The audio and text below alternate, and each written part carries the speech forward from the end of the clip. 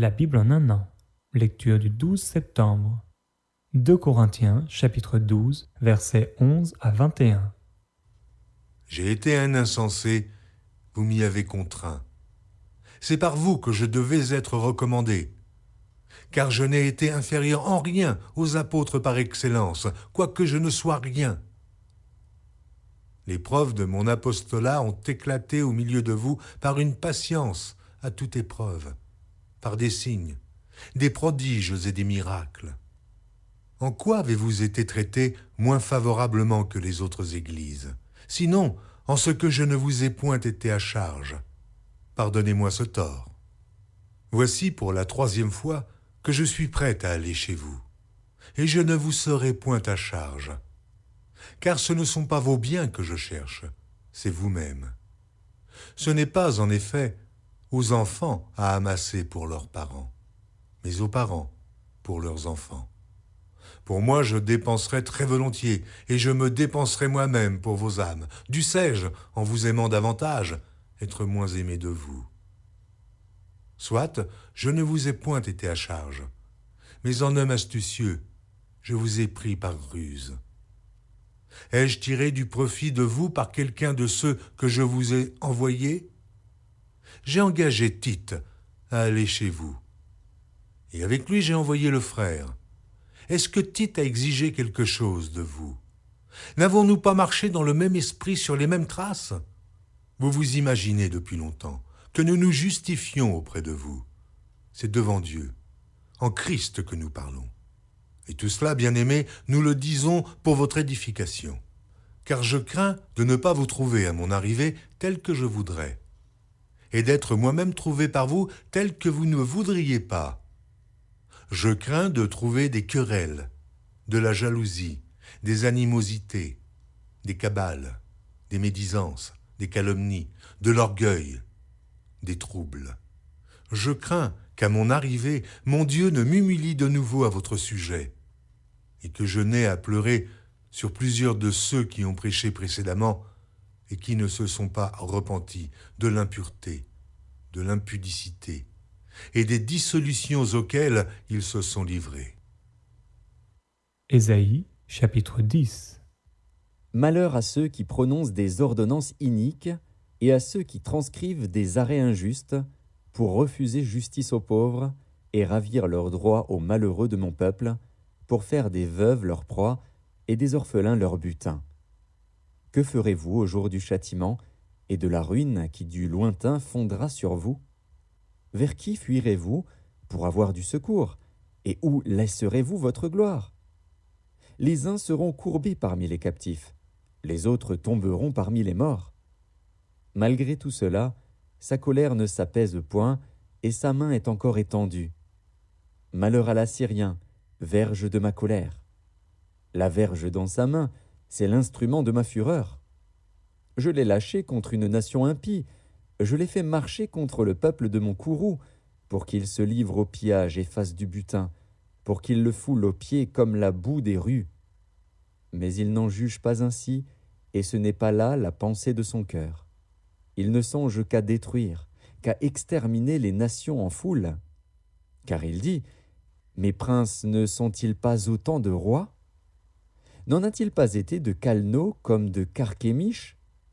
N'en a-t-il pas été de Hamath comme d'Arpad? N'en a-t-il pas été de Samarie comme de Damas? De même que ma main a atteint les royaumes des idoles, où il y avait plus d'images qu'à Jérusalem et à Samarie, ce que j'ai fait à Samarie et à ses idoles, ne le ferai-je pas à Jérusalem et à ses images? Mais, quand le Seigneur aura accompli toute son œuvre sur la montagne de Sion et à Jérusalem, je punirai le roi d'Assyrie pour le fruit de son cœur orgueilleux et pour l'arrogance de ses regards hautains. Car il dit, « C'est par la force de ma main que j'ai agi, c'est par ma sagesse, car je suis intelligent. J'ai reculé les limites des peuples et pillé leurs trésors, et, comme un héros, j'ai renversé ceux qui siégeaient sur des trônes. J'ai mis la main sur les richesses des peuples, comme sur un nid, et, comme on ramasse des œufs abandonnés, j'ai ramassé toute la terre. Nul n'a remué l'aile, ni ouvert le bec, ni poussé un cri. La hache se glorifie-t-elle envers celui qui s'en sert? Ou la scie est-elle arrogante envers celui qui la manie? Comme si la verge faisait mouvoir celui qui la lève, comme si le bâton soulevait celui qui n'est pas du bois. C'est pourquoi le Seigneur des armées, enverra le dépérissement parmi ses robustes guerriers. Et, sous sa magnificence, éclatera un embrasement, comme l'embrasement d'un feu. La lumière d'Israël deviendra un feu, et son sein une flamme, qui consumera et dévorera ses épines et ses ronces en un seul jour. Qui consumera, corps et âme, la magnificence de sa forêt et de ses campagnes? Il en sera comme d'un malade qui tombe en défaillance. Le reste des arbres de sa forêt pourra être compté, et un enfant en écrirait le nombre. En ce jour-là, le reste d'Israël et les réchappés de la maison de Jacob cesseront de s'appuyer sur celui qui les frappait.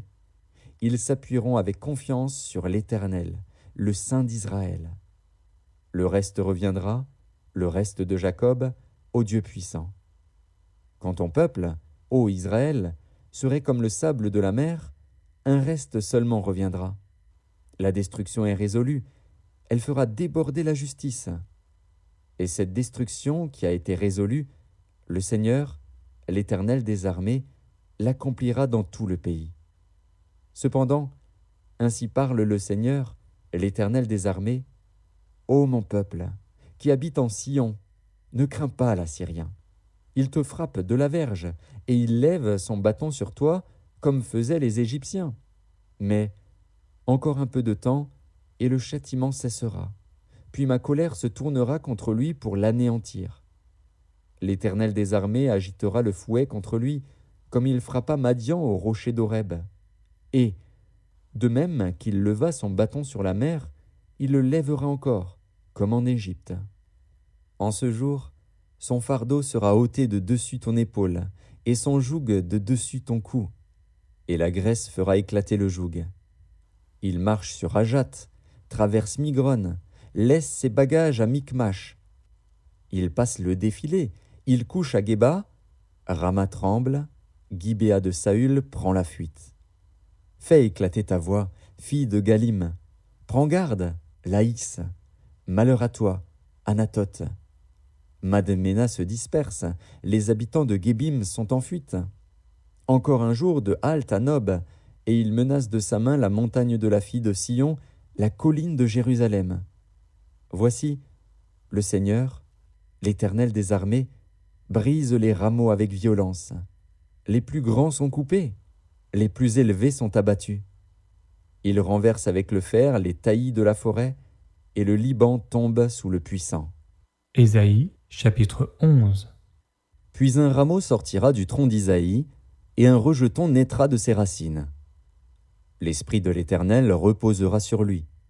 Esprit de sagesse et d'intelligence, esprit de conseil et de force, esprit de connaissance et de crainte de l'Éternel. Il respirera la crainte de l'Éternel. Il ne jugera point sur l'apparence, il ne prononcera point sur un oui-dire. Mais il jugera les pauvres avec équité, et il prononcera avec droiture sur les malheureux de la terre. Il frappera la terre de sa parole comme d'une verge, et du souffle de ses lèvres il fera mourir le méchant. La justice sera la ceinture de ses flancs, et la fidélité la ceinture de ses reins. Le loup habitera avec l'agneau, et la panthère se couchera avec le chevreau. Le veau, le lionceau et le bétail qu'on engraisse seront ensemble, et un petit enfant les conduira. La vache et l'ours auront un même pâturage, leurs petits un même gîte. Et le lion, comme le bœuf, mangera de la paille. Le nourrisson s'ébattra sur l'antre de la vipère, et l'enfant sevré mettra sa main dans la caverne du basilic. Il ne se fera ni tort ni dommage sur toute ma montagne sainte, car la terre sera remplie de la connaissance de l'Éternel, comme le fond de la mer par les eaux qui le couvrent. En ce jour, le rejeton d'Isaïe sera là comme une bannière pour les peuples. Les nations se tourneront vers lui, et la gloire sera sa demeure. Dans ce même temps, le Seigneur étendra une seconde fois sa main pour racheter le reste de son peuple, dispersés en Assyrie et en Égypte, à Patros et en Éthiopie, à Élam, à Shinéar et à Hamath, et dans les îles de la mer. Il élèvera une bannière pour les nations, il rassemblera les exilés d'Israël, et il recueillera les dispersés de Juda des 4 extrémités de la terre. La jalousie d'Éphraïm disparaîtra, et ses ennemis en Juda seront anéantis. Éphraïm ne sera plus jaloux de Juda, et Juda ne sera plus hostile à Éphraïm. Ils voleront sur l'épaule des Philistins à l'Occident, ils pilleront ensemble les fils de l'Orient. Édom et Moab seront la proie de leurs mains, et les fils d'Ammon leur seront assujettis. L'Éternel desséchera la langue de la mer d'Égypte, et il lèvera sa main sur le fleuve, en soufflant avec violence. Il le partagera en 7 canaux, et on le traversera avec des souliers. Et il y aura une route pour le reste de son peuple, qui sera échappé de la Syrie, comme il y en eut une pour Israël, le jour où il sortit du pays d'Égypte. Psaume, chapitre 56. Au chef des chantres, sur colombe des térébintes lointains. Hymne de David, lorsque les Philistins le saisirent à Gath. Aie pitié de moi, ô Dieu, car des hommes me harcèlent. Tout le jour, ils me font la guerre, ils me tourmentent. Tout le jour, mes adversaires me harcèlent. Ils sont nombreux, ils me font la guerre comme des hautains. Quand je suis dans la crainte, en toi je me confie. Je me glorifierai en Dieu, en sa parole. Je me confie en Dieu, je ne crains rien. Que peuvent me faire des hommes? Sans cesse, ils portent atteinte à mes droits. Ils n'ont à mon égard que de mauvaises pensées. Ils complotent, ils épient, ils observent mes traces parce qu'ils en veulent à ma vie. C'est par l'iniquité qu'ils espèrent échapper dans ta colère, ô Dieu. Précipite les peuples. Tu comptes les pas de ma vie errante, recueille mes larmes dans ton outre. Ne sont-elles pas inscrites dans ton livre? Mes ennemis reculent au jour où je crie. Je sais que Dieu est pour moi. Je me glorifierai en Dieu, en sa parole. Je me glorifierai en l'Éternel, en sa parole. Je me confie en Dieu, je ne crains rien. Que peuvent me faire des hommes? Ô Dieu, je dois accomplir les vœux que je t'ai faits. Je t'offrirai des actions de grâce, car tu as délivré mon âme de la mort. Tu as garanti mes pieds de la chute, afin que je marche devant Dieu, à la lumière des vivants.